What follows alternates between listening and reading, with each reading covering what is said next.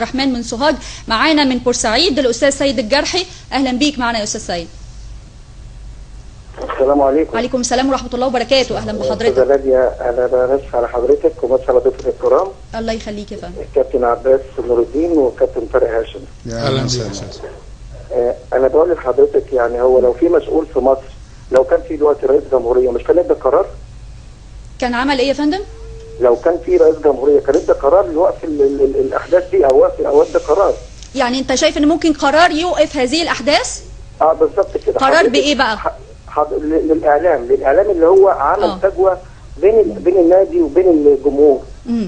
قرار بمحاسبه هؤلاء الاعلاميين يعني. لا يعني حضرتك هو ممكن يعني السيد المشير او يدي قرار ان ممكن بلاش الاعلام مثلا ان هو يوقفه، يديله اجازه شهر ويشوف الدنيا هتبقى هاديه خالص جدا في بورسعيد ومش هيحصل اي حاجه. انما الاعلام عمل فجوه كبيره بين البلدين، بين البلد وبين الجمهور.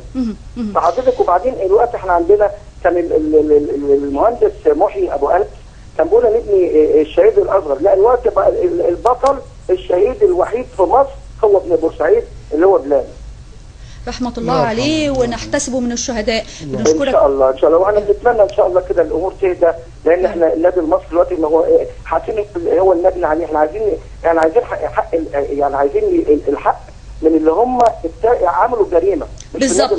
بالظبط. يعني ربما يعتقد البعض ان المساله مساله عقوبات، ولكن فعلا الموضوع اكبر من كده بكتير. بنشكرك شكرا جزيلا. يعني بنستكمل الحوار، وفعلا مسألة ان الامور لم تتكشف بعد. يعني اعتقد ده خلى نواب مجلس الشعب بعد ما كانوا قالوا ان ما فيش جديد هيكون من خلال التقرير النهائي لجنة تقصي الحقائق، اعتقد الامور اختلفت دلوقتي، وبيكشفوا عن ان في تقرير نهائي هيظهر، وهتظهر فيه حقائق يمكن الى حد ما ستثلج صدور الكثيرين. هل فعلا ننتظر كشف خيوط المؤامرة يمكن ده يهدي إلى حد ما التراس أهلاوي ويهدي بورسعيد؟ هقول لحضرتك حاجة. أتمنى من الله سبحانه وتعالى أن يكون هذا الكلام حقيقي. وفي نفس الوقت إحنا مين اللي ينتظر؟ هو المشكلة إن ودي مشكلة كبيرة، إن جمهور بورسعيد بيتابع القنوات الفضائية عن كسب. أيوة. فبيخرج واحد في القنوات الفضائية يتكلم كلمة، جمهور بورسعيد من طبعه او اهل بورسعيد من طبعهم، انا لسه بقول اطيب ناس، قلب ابيض حليب، بس هم من النوع اللي زي حضرتك قلتي بيرفضوا الظلم. واحنا جايين في الطريق كنت بقول ان مدن القناه اسماعيليه، بورسعيد، السويس، هتلاقي الحس الوطني عند هؤلاء الناس. يعني معلش انا مش بقلل من قيمه بقيه شعب مصر، شعب عظيم، ولكن الحس الوطني عند من يعني خدوا صفة من صفات محبي رسول الله صلى الله عليه وسلم، المهاجرين. احنا هاجرنا، تركنا ديارنا وتركنا بيوتنا، هاجرنا من اجل الحرب. الحس عند الناس دي بيبقى حس وطني شديد شوية. حتة الظلم او انه يرضخ للظلم صعب شوية في بورسعيد. فهو لما بيحصل وبصدق الحرب الباردة اللي بيستخدمها القنوات الفضائية في إثارة شعب بورسعيد. يعني لما يخرج شعب عشان يعني معلش ممكن أهل بورسعيد، أنا آسف في كلمة شعب، أهل بورسعيد ممكن مثلا واحد يخرج يقول مثلا آسف المحل أهلها كذا، يمكن يعني ما تبقاش مظاهرة، إنما لما بيخرج على أهل بورسعيد بتبقى مظاهرة، لأن الناس يعني عصبيين شويه او شداد شويه، ممكن كلمه تستثيرهم. فهنا حضرتك يا كابتن عباس في مشكله محدش اخد باله منها. اللي النهارده مات من المحله ومن اسكندريه ومن اسماعيليه ومن السويس ومن كذا مكان اتوفوا من ال 74. ما يطلع النهارده اعلام يقول لك النادي المصري ازاي هيروح المحله، النادي المصري ازاي هيروح اسكندريه، النادي المصري ازاي هيروح السويس. يا عم احنا مش عايزين كوره. المفروض بقى يعني الناس القائمين دول يجي رئيس جمهوريه لا سنه كمان مفيش كوره خالص، مفيش نشاط رياضي خالص. طب ما توقفت قبل كده الكوره في 67 وفي 73 مش عايزين رياضه. ايه هنموت يعني؟ لا احنا عايزين نشوف بلدنا. انا بقول اهو، انا واحد من الناس مش عايزين كوره ولا عايزين رياضه، عايزين نشوف مصر وعايزين نشوف الفتن اللي بتوقع الاهالي بتوع مصر دول بينهم وبين بعض، ونشوف اللي بيحصل. النهارده يا استاذه ناديه لما يطلع بيان من التراس اهلاوي ويقول فيه بناء عليه مش هترجع عوده النشاط الرياضي الا بعد هبوط النادي المصري. بناء على مين دول؟ هم مين دول اصلا؟ مين دول اللي يفرضوا ويطلعوا بيان كنيتهم ايه في الدوله؟ بس دول اللي سقطوا منهم الشهداء يا استاذ يا ست الكل. الشهداء سقطت في محكمه، في نيابه، في تحقيقات، كل واحد ياخد حقه. النادي المصري جت عليه عقوبات مش عاجبهم. ده شوفوا البيان اهو، ده البيان من على موقعهم هم. ده في نقطه خطيره جدا، المفترض اللي بتحكم الناس اللي بتحكم البلد دلوقتي تجيب الناس ديت وتحاكمهم. ده عاملين نصيبه، ده خراب لمصر. اعتقد في استدعاء للثلاثي، ولا حد راح ولا حد كده، كانوا امبارح ماشيين ونايمين قدام مجلس الوزراء، عادل وعابدين وصلاح، ولا حد راح منهم ولا حد طيب جه. احنا معانا اراء حوالين العقوبات ومدى صحتها في هذا التقرير، خليكم معانا. طيب احنا معانا دلوقتي تليفون كابتن حماده. الو. ايوه اهلا بيك معانا يا فندم. كابتن حماده ازيك؟ معاك من بورسعيد. اهلا وسهلا يا فندم. ازي حضرتك؟ انا طبعا تحياتي للاستاذ طارق هاشم والكابتن عباس نور الدين. اهلا. ازيك يا كابتن؟ طبعا انا بشكر الاستاذ طارق هاشم على بصراحه على المجهود الكبير اللي عامله، وبصراحه على طبعا وقوفه دايما بجانب النادي المصري وشعب بورسعيد. ده شكرا يا كابتن. ده البلد دي حقها علينا ان احنا اتربينا فيها وشفنا فيها التعب وهاجرنا وتعبنا في السفر، وكان اهل القاهره قاعدين بيخشوا سيما واحنا قاعدين مهجرين. انا بس بعد زي حضرتك، بس انا بس في نقطتين.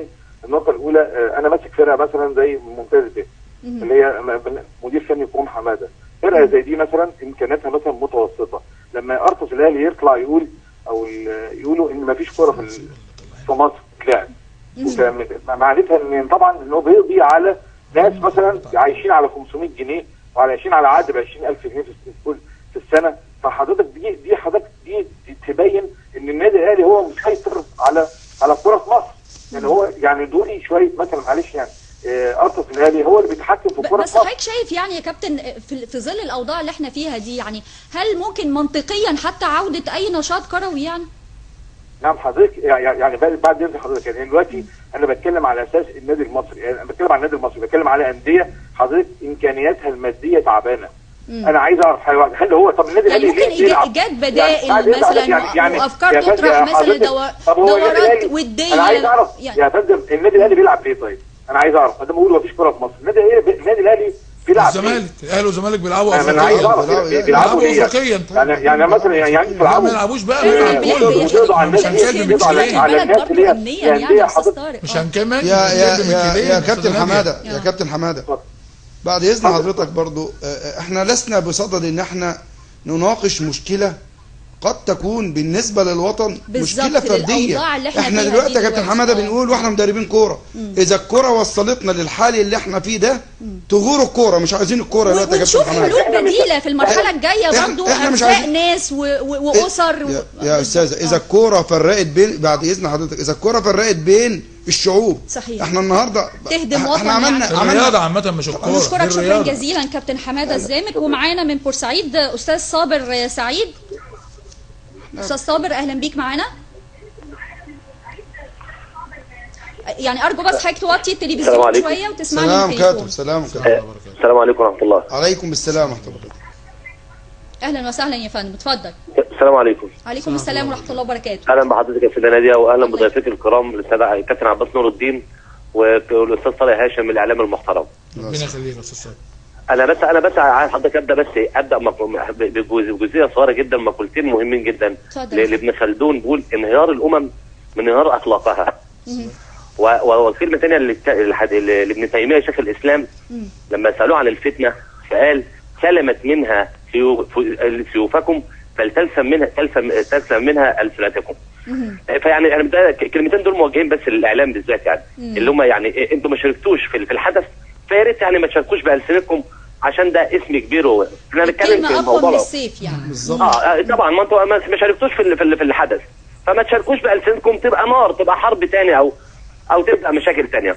احنا بنتكلم دلوقتي في سياق العقوبه اللي حصلت على النادي المصري او الموضوع اللي حصل ده بالذات.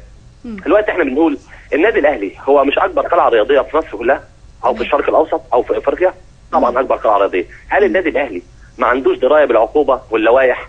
هل هو ما عندوش؟ لا عنده. هل النادي الاهلي ما يقدرش ينفذ اللائحه او العقوبه على النادي المصري؟ ينفذ. ليه احنا عمالين نقول 52 يوم و72 يوم وهنقعد 6 سنين والنادي المصري الجامل والنادي المصري ما اتجاملش والكلام من المزايدات دي؟ هل هم لو كانوا شايفين ان في عقوبه لهبوط النادي المصري او معاقبه النادي المصري او حرمان النادي المصري ما كانتش اتخذت من اول يوم او اتخذت من ثاني يوم او من ثالث يوم؟ صحيح. هل موقف الكابتن انور صالح اللي هو يعتبر منصبه دلوقتي محايد، هو ليه اختزل القضيه كلها في النادي الاهلي وما شاركش ليه في اجتماع رئاسه الوزراء وكان رئيسه موجود اللي هو الدكتور عماد البنان رئيس قوم الرياضه وضرب بعرض الحائط كل هؤلاء ولم يجتمع مع اللجنه؟ يعني برضك دي في علامات استفهام. يعني احنا بنتكلم دلوقتي دي علامات استفهام. ليه كده؟ ما انت دلوقتي لما تديني عقوبه انت حطيت نفسك في موضع شبهات.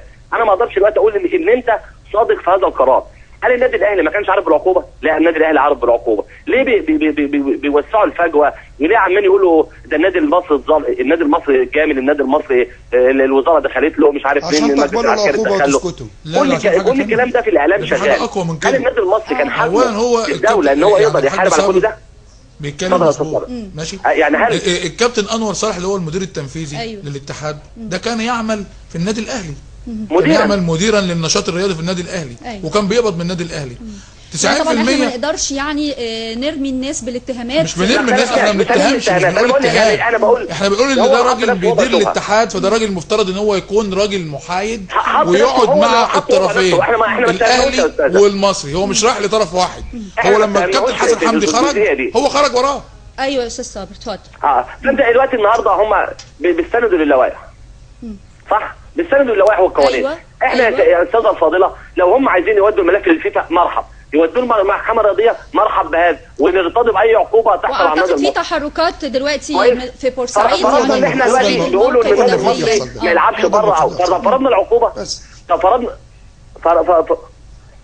يا استاذه ايوه طب فرضنا العقوبه دي اجت ان 8 ماتشات بره او 10 ماتشات بره. ايه المشكله ان احنا نلعب في ملعب ثابت مش متحرك حرصا على لاعيبتنا؟ يعني نلعب في حلول قصد حضرتك، يعني حتى لو كان في يعني امور تصعيديه وللاسف يعني نقول دعوات الى حد ما اغراضها معروفه يعني، ففي حلول تامينيه، ولكن يعني هي الرياضه دلوقتي اعتقد يعني مش هي الاولى دلوقتي بمناقشتها. هي المساله دلوقتي اصبحت مساله وطن اكبر من كده. بنشكرك استاذ صابر سعيد من بورسعيد، بنشكرك شكرا جزيلا. هستاذنك بس يا كابتن عباس هنروح يعني للاعلام بقى، اذا كنا كل شويه بنتكلم عن الاعلام المغرض فهنطلع لتعليق احد الاعلاميين المحايدين الاعلامي خالد الغندور، تعليقه على احداث المباراه. خليكم معانا. الماتش شغال زي ما انتم شايفين يا جماعه، معلش هبولي على الشاشه الثانيه كمان.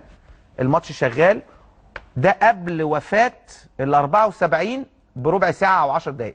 دي في الدقيقه 95 تقريبا 94 قبل ما عبد الله يجيب الجون الثالث في النادي الاهلي. شوفوا الامن واقف مرصوص اهو. لو الامن ده فضل مرصوص كده وكان جمهور المصري جه على جمهور الاهلي اللي هو ناحيتنا دي كان الوضع اختلف. بيبان في الفيديو ان بعض من جماهير النادي الاهلي او 2 3 زقوا باب، ومش عارف الباب سهل كده، يعني 2 ممكن يفتحوا الباب. يعني هل هو مقفول بقفل يعني عبيط كده حاجه هبله يعني ولا ايه؟ مش فاهم. اي حد يزق كده يروح فاتح الباب عادي يعني؟ ده المفروض البيبان دي مثلا نقعد مثلا